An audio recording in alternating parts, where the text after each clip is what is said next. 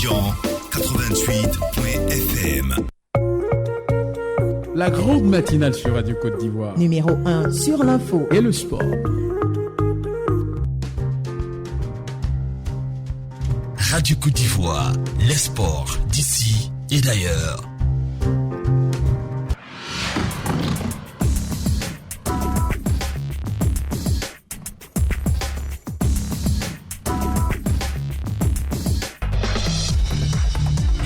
Mesdames, Messieurs, merci de votre fidélité. Merci également de suivre la matinale des sports. Et nous ouvrons les portes de la matinale des sports justement avec le spécialiste Maison Fernand Kouakou. Bonjour.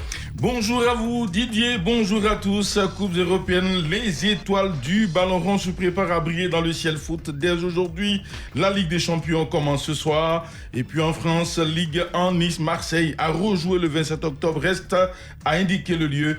L'information a été rendue publique hier par la Ligue de football. Vous écoutez Radio Côte d'Ivoire, numéro 1 sur l'info et le sport. Bienvenue à tous. Voici le sommet qualification mondiale Qatar 2022. Zone Afrique du remue-ménage dans les sélections avant le 3e tour. Après l'Égypte, la semaine dernière, le Zimbabwe. Dimanche, le Ghana vient à son tour de remercier son staff. Le sélectionneur Charles Connor a été limogé hier. Et puis, zone Amérique du Sud, un programme d'urgence pour la mise à jour du calendrier déjà disponible. 3 rencontres sont prévues entre le 7 et le 14 octobre. Pour le débat à la zone mixte, n'oubliez pas, Ligue des champions UEFA, la phase de groupe débute aujourd'hui mardi avec plusieurs chocs. Quelle issue voyez-vous pour les rencontres FC Barcelone, Bayern Munich, Chelsea, Zenit Saint-Pétersbourg et Young Boys, Manchester United, vu le début de saison en force de ces différentes équipes en championnat. C'est à vous de jouer Fernand Kouakou avec vos consultants techniques critiques et vos auditeurs. Voici, le décor est planté. Messieurs, c'est à vous de jouer. Merci à vous Didier Fournier Richemont, 27 20 21 44 48 ou encore 27 20 24 27 87. Ce sera tout à l'heure pour justement échanger avec vous dans la zone mixte. Mais pour l'heure, allons au casque de Moussa. Ce matin, la fermeture du stade des BMP pour rénovation est au centre du débat. Retrouvons Lamine Sanogo et ses invités pour savoir leurs attentes. Mesdames, Messieurs, c'est au casque de Moussa.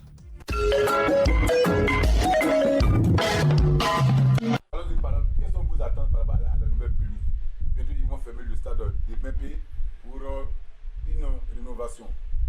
Tes attentes? Mes attentes sont grandes et j'espère que la pelouse va répondre aux normes de ce joyau-là. Parce que pour un joyau vraiment architectural là, il faudrait vraiment nous livrer peut-être une pelouse qui est digne de ce nom.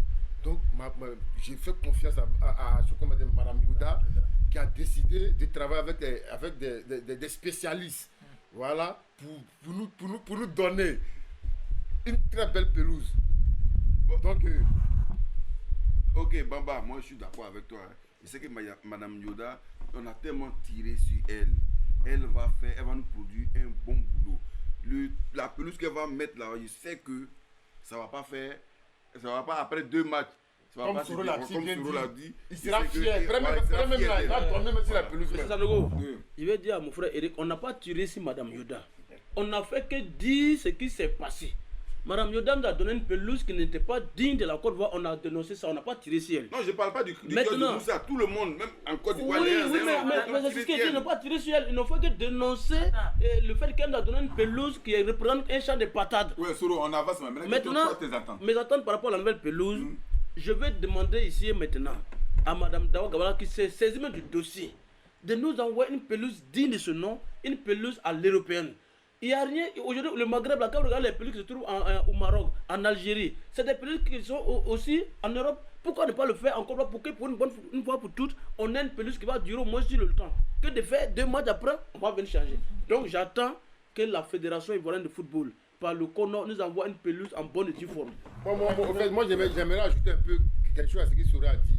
C'est vrai, c'est pas forcément copier sur l'Européen. L'Européen a son climat, la Côte d'Ivoire a son climat. Si quand on nous donne une pelouse qui peut répondre à notre climat, c'est ce que j'aimerais ajouter. Et qui va durer sur le temps. C'est tout. Moi, je suis convaincu que Madame Yoda va nous offrir une pelouse chose bien praticable, satisfaisante. Ça, ce n'est pas un problème. je ne veux pas qu'on ait ce même problème avec les autres stades. Parce que si on a ces mêmes problèmes, ça nous met en retard et ça nous fait dépenser plus. Parce qu'un stade qui est fini, à quelques mois, on est obligé de reprendre la pelouse. C'est de l'argent encore qu'on va injecter. Donc il faudra veiller sur les autres entreprises qui construisent les autres stades pour qu'ils nous donnent pour une seule fois des belles pelouses. Voilà. Ça c'est bien dit. Vos attentes. Ben moi, qu'est-ce que je peux dire? Vous me donnez raison. Depuis, quand tu l'as bien dit, on ne dit pas si Madame Yoda. Mais depuis, il a commencé à m'intéresser au sport.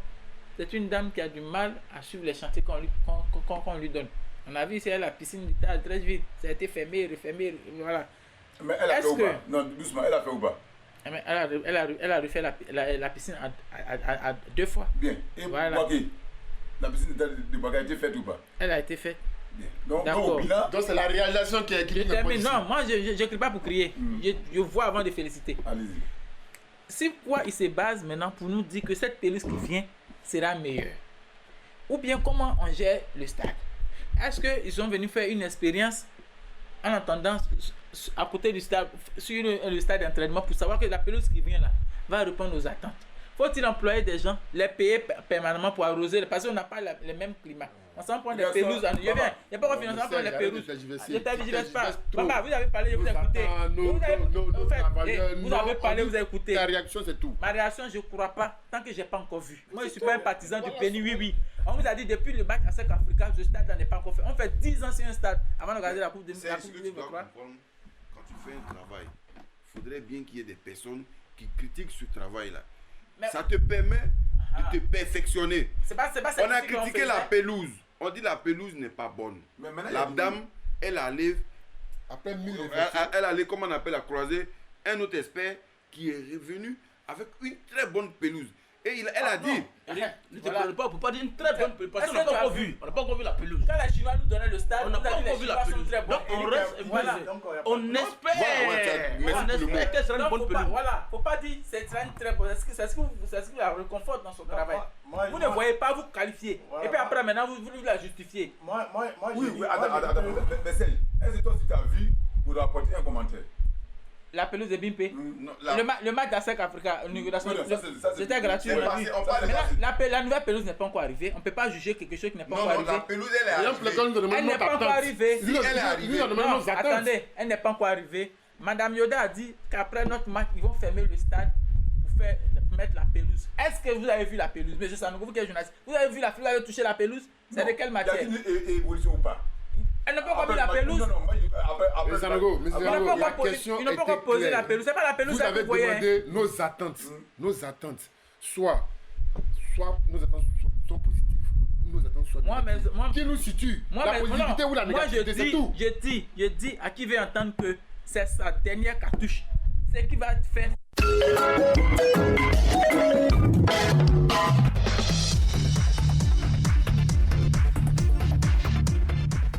Merci à vous, messieurs, et puis surtout, très très bonne journée à vous, tout en espérant que la pelouse du stade Alassane Ouattara des BMP sur le stade olympique, justement, sera retravaillée ou même remplacée pour que la Côte d'Ivoire ait une pelouse digne de ce nom. Là, on a vu justement les éléphants, bien que vainqueurs, en souffrance face aux Lions du Cameroun lors de cette rencontre des éliminatoires du Mondial Qatar 2022.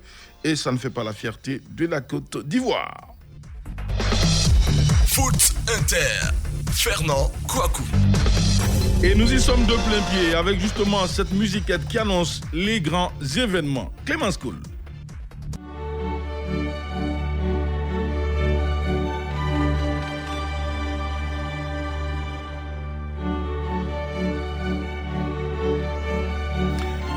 Ligue des champions UEFA 2021-2022, tout commence ce soir. 8 rencontres sont au programme. Des équipes des groupes E, F, I et H se préparent à livrer bataille dans quelques heures. Ainsi au Camp Nou, le FC Barcelone sans Lionel Messi pour la première fois depuis un peu plus d'une décennie va entamer la plus prestigieuse des compétitions européennes sans sa pépite argentine partie entre-temps au Paris Saint-Germain cette saison. Le Barça, dans son jardin fétiche, reçoit le Bayern de Munich. Cette grosse machine allemande qui, justement, arrive. Les Bavarois viennent pour tenter de triompher face aux Espagnols. C'est le véritable choc de la première journée du groupe E. Désormais, sans Lionel Messi, les Blaugrana devront donc montrer un visage inédit pour tenter de remporter les 3 points sur leur terrain. Dans ce même groupe, le Dynamo Kiev accueille à l'Olympique. Ici, le Benfica, les Portugais sont déjà prêts.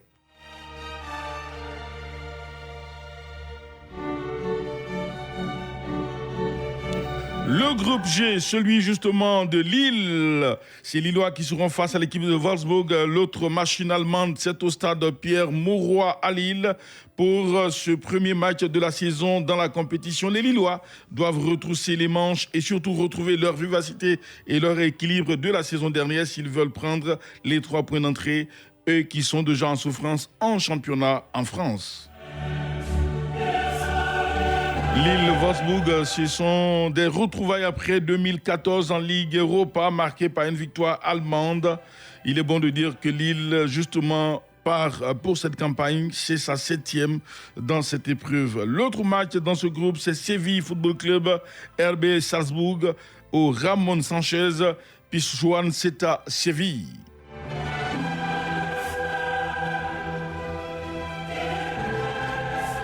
Le groupe F, c'est celui du champion en titre Chelsea. Sur ses bases, entame la défense de son trophée contre le Zénith Saint-Pétersbourg. C'est à Stamford Bridge, à Londres, pour ce premier rendez-vous de l'histoire de ces deux équipes. Les Blues sont gonflés à bloc.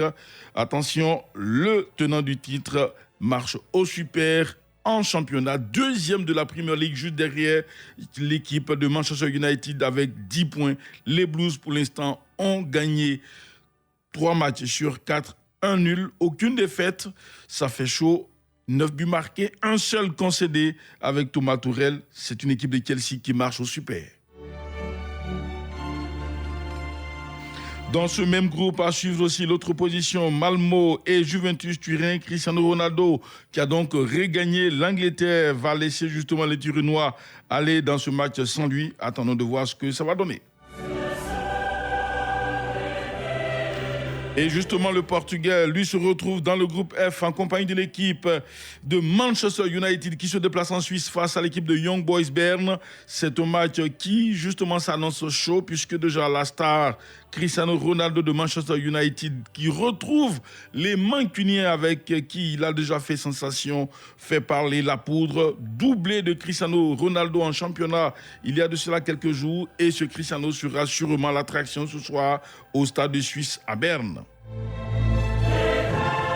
Déjà en 2018, Manchester United avait battu cette équipe à Berne, c'était en Ligue des Champions, comme quoi ces deux équipes se connaissent bien. À suivre également dans cette poule, Villarreal, le sous-marin jaune qui accueille l'Atalanta Bergame, l'autre équipe italienne qui tente de montrer justement des couleurs quand elle peut dans cette compétition.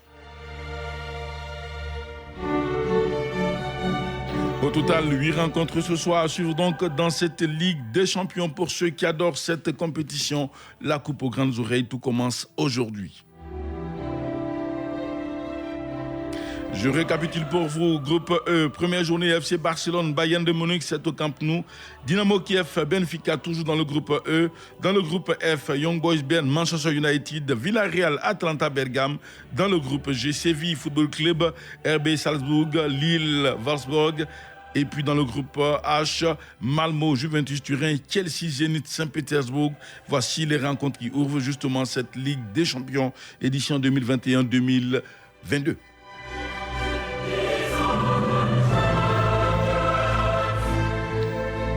Merci Clémence Cole. Changeons de cadence et allons voir justement sur notre espace pour parler encore de football et surtout de ces équipes avec le championnat français. Nous sommes en Ligue 1, Nice, Olympique, Marseille. C'est donc reprogrammé pour le 27 octobre à venir. C'est le verdict de la commission de discipline de la Ligue de football professionnel.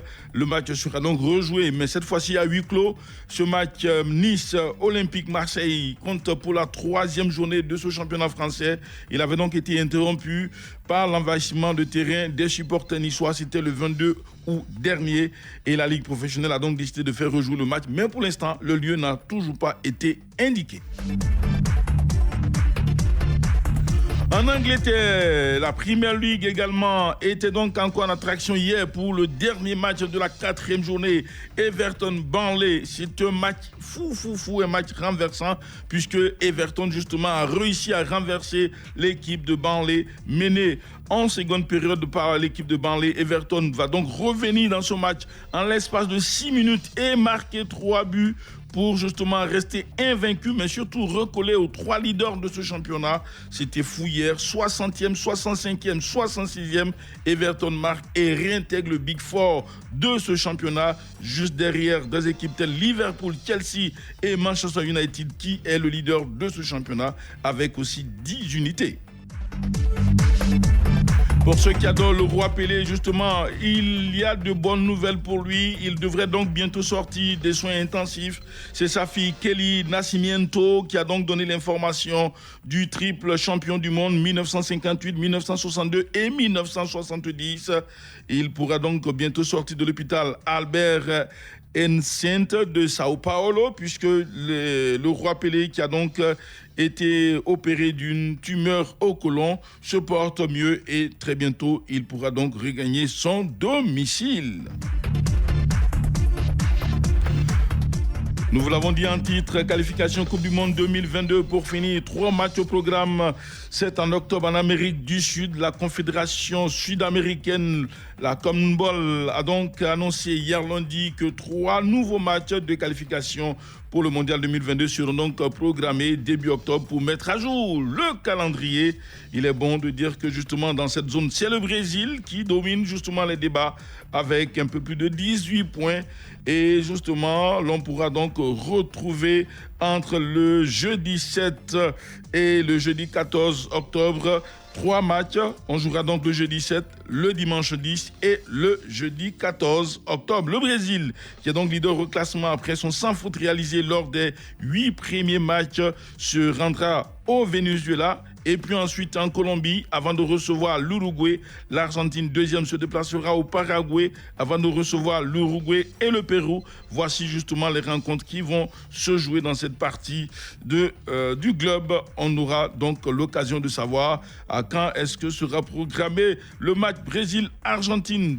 Le litige n'est toujours pas tranché. Il y a eu donc arrêt de cette rencontre 6 minutes après qu'on ait commencé le match, puisque 4 joueurs argentins suspectés de Covid-19 n'étaient pas passés par la zone de contrôle et se sont pourtant retrouvés sur l'aire de jeu. Ça veut dire qu'il y a eu beaucoup de problèmes. Attendons de voir. Pour l'instant, direction la zone mixte. Zone mixte, le mini-débat. La Ligue des Champions toujours à l'honneur avec plusieurs rencontres aujourd'hui. C'est donc le début de la compétition, la coupe aux grandes oreilles. Pour ceux qui aiment justement le ballon rond, dites-nous quelle issue vous entrevoyez pour les rencontres, surtout le choc FC Barcelone-Bayern de Munich aujourd'hui, mais aussi Chelsea, Zenit, Saint-Pétersbourg, cette équipe accrocheuse qui attaque justement à Stamford Bridge. L'équipe de Chelsea tenant du titre, et puis il y a aussi ce Manchester United qui se déplace en Suisse face à Young Boys Bern, un match important pour Cristiano Ronaldo qui retrouve les mancunières après donc un bon moment passé et en Espagne puis en Italie, mesdames, messieurs. 27 20 21 44 48 27 20 24 27 87. Je vous attends et nous sommes à Boaké dans le Baquet. Tourenza, bonjour. Bonjour, monsieur Ferrand. Bien réveillé, j'espère. Oui, par la grâce de Dieu. C'est un plaisir pour nous de vous retrouver. L'homme qui s'est marié il y a de cela un peu plus d'1 an peut-être désormais. Dites-nous comment elle va, votre épouse? Oui, elle se porte très bien. Elle se porte très bien. C'est un mariage annoncé justement sur l'antenne de Radio Côte d'Ivoire. Tous les auditeurs, merci en tout cas à ceux qui avaient fait le déplacement d'Agboville pour soutenir Tourenza. Allez, nous vous écoutons justement sur la question. Dites-nous, pour ces matchs, comment est-ce que vous voyez l'issue? Bon, même si, comme on appelle, le Bayern se déplace en Espagne, actuellement le Barça n'est pas en pleine forme. Ah bon? Je vois la victoire du Bayern. Voilà. Maintenant, concernant mon club de cœur, Manchester Young Boys, ça, c'est un match facile pour nous. Mais sûrement, on va remporter ce match. D'accord. Manchester va gagner, comment on appelle, les Young Boys. Maintenant, Villarreal, Atlanta, Bergame. Atlanta, quel que soit Alpha, il faut avoir peur de cette équipe. Cette équipe, vraiment, c'est une équipe joueuse. Donc, que Villarreal fasse attention. Sinon, ça va mal tourner à leur faveur. D'accord. En tout cas, merci à vous. Très bonne journée. Ce n'est pas le même constat pour Dominique Hazard. Depuis donc le Liboutou lui dit l'équipe du Barça a des chances de gagner face au Bayern. Allons chercher monsieur Porrado Kenglo Setadaoukro. Bonjour. Bonjour, Fernand Kwabou. Nous vous écoutons. Et les activités de la semaine? Mais ça va, Clémence Cole et Aïssata Koulibaly sont là, elles sont toutes belles ce matin.